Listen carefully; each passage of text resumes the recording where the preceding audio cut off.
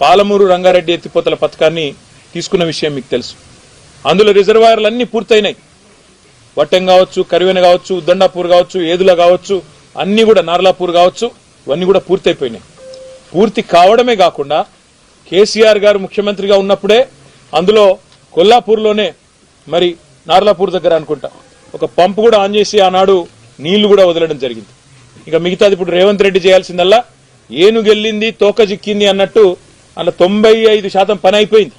ఇంకో 5-10% పని మిగిలింది. కేవలం ఆ కాలువల కోసం ఏదైతే భూసేకరణ చేయాలో ఆ పని చేయాలా. ఇప్పుడే వెంకటేశ్వర రెడ్డి గారు చెప్తా ఉండే నాకు, అన్న మన ప్రభుత్వం ఉన్నప్పుడే ఆ టెండర్ కూడా పిలిచినాము, ఈ దుర్మార్గులు వచ్చి అది కూడా రద్దు చేసినారు అని అన్న చెప్తా ఉండే. మరి జనార్దన్ రెడ్డి గారు అన్న మొత్తం ఈ ప్రాంతం అక్కడ కొల్లాపూర్ నుంచి మొదలు పెడితే మనకిక్కడ షాద్ నగర్ అవతల జడ్చర్ల దాకా ఉద్దండాపూర్ దాకా బ్రహ్మాండంగా అన్ని పనులు కూడా పూర్తి చేసి ఉన్నాం. వీళ్ళు చేయాల్సింది కేవలం 5-10% పని మాత్రమే మిగిలింది. చేసేస్తే నీళ్లు వచ్చేస్తాయనే ఒక ఆశతో జనార్దన్ రెడ్డి గారు చెప్తా ఉండే. నేను రేవంత్ రెడ్డి గారిని డిమాండ్ చేస్తా ఉన్నా, మీరు 90-95% పనులు పూర్తయిన పాలమూరు రంగారెడ్డి ఎత్తిపోతల పథకాన్ని ఎందుకు పట్టించుకుంటలేవు? పూర్తి చేస్తే కేసీఆర్కి మంచి పేరు వస్తుందనా? పూర్తి చేస్తే కేసీఆర్ను ప్రతి నీటి చుక్కలో ప్రజలు తలుచుకుంటారనా? నీ బాధ ఏంది, నీ భయం ఏందని అడుగుతా ఉన్నా. మాట్లాడితే పాలమూరు బిడ్డ అని చెప్తావు, మరి పాలమూరు మీద ఎందుకు ప్రేమ లేదు? నీ ఇవాళ చూసినా నేను కొడంగల్ లిఫ్ట్ ఇరిగేషన్ ప్రాజెక్ట్ నేను అడుగుతా ఉన్నా రేవంత్ రెడ్డి గారిని. రేవంత్ రెడ్డి గారు నిజంగా పాలమూరు బిడ్డవే అయితే సమాధానం చెప్పు. మొన్ననే నల్లగొండ జిల్లా సుంకిశాల కాడ ప్రమాదం జరిగింది. హైదరాబాద్కు తాగునీరు తెచ్చే సుంకిశాల కాడ సంఘటనా స్థలంలోనే దుర్ఘటన జరిగింది, పెద్ద యాక్సిడెంట్ జరిగింది. మేము డిమాండ్ చేసినాం ప్రధాన ప్రతిపక్షంగా, ఏ ఏజెన్సీ అయితే అక్కడ పనిచేస్తున్నదో మెగా ఇంజనీరింగ్ దాన్ని బ్లాక్ లిస్ట్ చేయండి, వెంటనే ఎంక్వైరీ కాల్ఫర్ చేయండి, ఆ సంస్థను బ్లాక్ లిస్ట్ లో పెట్టండి. రాష్ట్రంలో ఒక్క వర్క్ కూడా ఇయ్యొద్దు. ఎట్లా ఇస్తారు అంత పెద్ద యాక్సిడెంట్ అయినాక? మరి దాదాపు 75-80 కోట్ల రూపాయల ప్రజాధనం నష్టం జరిగింది అక్కడ. వెంటనే ఎంక్వైరీ చేసి అధికారుల మీద చర్యలు తీసుకొని వాళ్ళను బలిపశువులను చేయడం కాదు, ఆ సంస్థను బ్లాక్ లిస్ట్ చేయమని చెప్పి డిమాండ్ చేసినాం.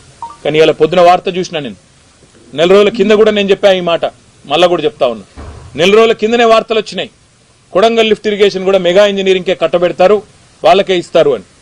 మరి ఈ రోజే పొద్దున వార్త వచ్చింది, కొడంగల్ లిఫ్ట్ ఇరిగేషన్ ప్రాజెక్టును దొంగలు కలిసి ఊర్లు పంచుకున్నట్టు 4350 కోట్ల రూపాయల ప్రాజెక్టు ముఖ్యమంత్రి సొంత నియోజకవర్గం.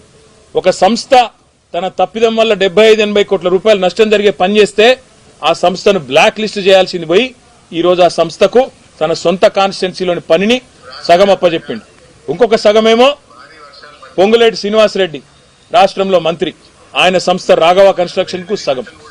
మరి ఇన్ని రోజులు రేవంత్ రెడ్డి గారు చెప్పిన మాటలు ఇదే, మెగా ఇంజనీరింగ్ గురించి, వీళ్ళ గురించి, కాంట్రాక్టర్ల గురించి చెప్పిన మాటలు, మరి అవన్నీ కూడా కల్లిబొల్లి మాటలన్న మాట ఇప్పటికన్నా ప్రజలకు అర్థమై ఉంటుందని నేను అనుకుంటా ఉన్నా. ఇన్ని రోజులు నోటికొచ్చినట్టు ఆంధ్ర కాంట్రాక్టర్లని, ఆంధ్ర వాళ్ళకి వర్కులు ఇస్తున్నాడు కేసీఆర్ అని ఇన్ని రోజులు చిల్లర మాటలు ఏదైతే మాట్లాడినావో రేవంత్ రెడ్డి, చెంపలేసుకొని క్షమాపణ చెప్పాల ప్రజలకి.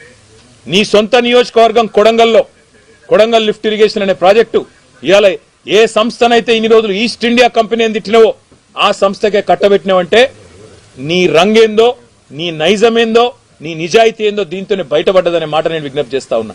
ఒకవైపేమో కొడంగల్ లిఫ్ట్ ఇరిగేషన్ ప్రాజెక్టుకేమో 4350 కోట్లు, దాన్నేమో కేకు కోసినట్టు రాఘవ కన్స్ట్రక్షన్ సగం. ఏ సంస్థనైతే బ్లాక్ లిస్ట్ లో పెట్టాలో మెగా ఇంజనీరింగ్ ని వాళ్ళకి సగం రాసిస్తావు. ఏం ఆశించి చేస్తున్నావు? ఇంకోవైపేమో ఇక్కడ ఒక 4-5 వేల కోట్లు ఖర్చు పెడితే మొత్తం పాలమూరు జిల్లా మొత్తం కేవలం 9-10% పని మిగిలింది. ఆ పని మాత్రం చేస్తలేడు. ఎందుకు చేస్తలేవు? మనసు వస్తలేదా? కేసీఆర్ గారికి పేరు వస్తుందని భయమా? అందుకే మేమందరం కూడా ఇందాక వచ్చేటప్పుడు అనుకున్నాం, పెద్దలు కేసీఆర్ గారి అనుమతి కూడా తీసుకుంటాం. తొందరలోనే ఎట్లా అయితే మేడిగడ్డకు పోయినామో మొత్తం శాసనసభ్యులందరం కలిసి అదే పద్ధతిలో శాసనసభ్యులు, శాసన మండలి సభ్యులు, మా గౌరవ రాజ్యసభ సభ్యులు అందరం కూడా పార్టీ సీనియర్ నాయకులు, మాజీ శాసనసభ్యులు, పాలమూరు ఉమ్మడి పాలమూరు యొక్క నాయకులందరం కూడా కలిసి పెద్ద ఎత్తున బయలుదేరిపోతాం. పాలమూరు ప్రజలకు కూడా చూపెడతాం ఏ రకంగా కేసీఆర్ గారు ఈ అన్ని రిజర్వాయర్లు పూర్తి చేసినాడు. నిజంగా కూడా పాలమూరు బిడ్డలకు నేను చేతులు జోడించి వారికి ధన్యవాదాలు కూడా తెలియజేస్తా ఉన్నా. ఎందుకు అంటే మొత్తం సహకరించింది మీరు. భూములు కోల్పోయినా మా వాళ్ళకు నీళ్ళు వస్తాయి, మా గడ్డకు నీళ్ళు వస్తాయి అని సహకరించింది మీరు. రిజర్వాయర్లలో భూములు పోయిన వాళ్ళు, రైతులు, ఇంకా ఇతరులు ఎంతో మంది సహకరిస్తే వాళ్ళ త్యాగాలతో ఇలా రిజర్వాయర్లు పూర్తయినాయి. రిజర్వాయర్లు పూర్తయిపోయి కేవలం ప్రవాహ కాలువలు దవ్వి పంపులు ఆన్ చేయాల్సింది ఉంటే ఆ పని చేయకుండా మెగా ఇంజనీరింగ్ కు, రాఘవ కన్స్ట్రక్షన్ కు అత్తసొమ్ము అల్లుడు దానం చేసినట్టు ఏ కంపెనీలనైతే బూతులు తిట్టిండో ఇన్ని రోజులు, ఏ కంపెనీలనైతే ఇన్ని రోజులు ఇష్టం వచ్చినట్టు ఈస్ట్ ఇండియా కంపెనీ అని, లూట్ కంపెనీ అని, జూటా కంపెనీ అని, ఆంధ్ర కాంట్రాక్టర్లని ఇదే రేవంత్ రెడ్డి నోరు బారేసుకున్నాడో ఇలా వాళ్లకే 4,350 కోట్లు నీ సొంత నియోజకవర్గంలో ఇచ్చినావు కదా, దాని మీద సమాధానం చెప్పవలసిన బాధ్యత నీ మీద ఉన్నదని చెబుతూ మొత్తం ఎమ్మెల్యేలు గాని, మొత్తం మా పార్టీ యొక్క సీనియర్ నాయకుల బృందం మొత్తం తొందరలో పర్యటనకు బయలుదేరుతాం. 2 రోజుల పర్యటన పెట్టుకుంటాం. ప్రతి రిజర్వాయర్ ప్రజలకు చూపెడతాం, ప్రతి పంప్ హౌస్ దగ్గరికి పోతాం. పోయి రాష్ట్ర ప్రజలకు పాలమూరు రంగారెడ్డి ఎత్తిపోతల పథకం విషయంలో మా ప్రభుత్వం ఎంత చిత్తశుద్దిగా పనిచేసిందో, ఈ ప్రభుత్వం కావాలని ఎట్లా గత 9 నెలలుగా దాన్ని తొక్కి పెడుతున్నదో, పాలమూరుకు నీళ్లు రాకుండా చేస్తున్నదో ఈ విషయాన్ని కూడా తప్పకుండా ఎండగడుతూ మరి ఆ యాత్రను కూడా నిర్వహిస్తామని చెబుతూ తొందరలో తప్పకుండా మళ్ళీ మీ అందరినీ కలుసుకుంటానని కూడా చెప్తూ ధన్యవాదాలు. Thank you.